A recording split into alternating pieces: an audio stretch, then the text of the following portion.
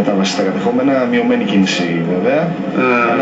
Αυτά είναι μηνύματα. Εγώ πιστεύω ότι οι κάτοικοι εκείνης της πλευράς της Κύπρου δεν τους προσδιορίζω με εθνικότητα. Εκείνοι οι κάτοικοι θα καταλάβουν ότι μία μέρα των ημερών πρέπει να κατεβάσουν την κόκκινη σημαία. Και θα το πράξουν μόνοι τους.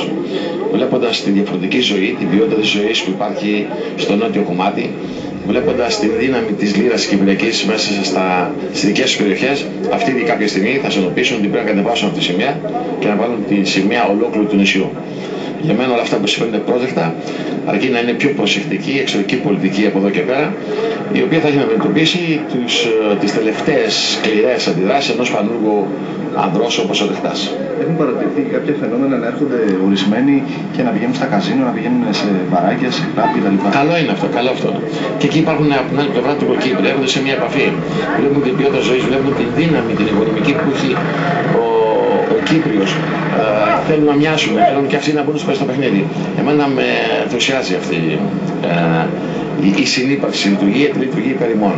Μήπως η συνεχόμενη μετάβαση είναι και ένας τρόπος ο Δεχτάς να νομιμοποιήσει το καθεστώς του? Μήπως θα θέλει αυτό να επιτύχει?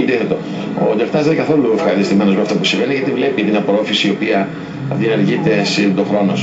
Και προϊόντως του χρόνου θα έχουμε και άλλα τέτοια φαινόμενα. Θα δείτε ότι θα υπάρξουν και ζευγάρια, θα υπάρξουν και γάμοι, πράγματα τα οποία δείχνουν ότι δεν μπορεί να αντέξει πλέον το κέλυφος του Δεχτά. Θα σπάσει. Είναι μια κίνηση boomerang, δηλαδή που γύρισε εναντίον του, πιστεύετε? Ναι, νομίζω ότι ο κόσμος από κάτω ξεπέρασε τη στήρα δογματική αντίληψη του Δεχτάς και θα τον ισοπεδώσει, θα τον σπρώξει προς τα πίσω. Το μόνο που έχει κάνει ο Δεχτάς να κάνει τώρα ταχύτερα ανοίγματα από ό,τι κάνει ο λαός, για να μπορέσει να θέλει να κρατήσει μια στροφή.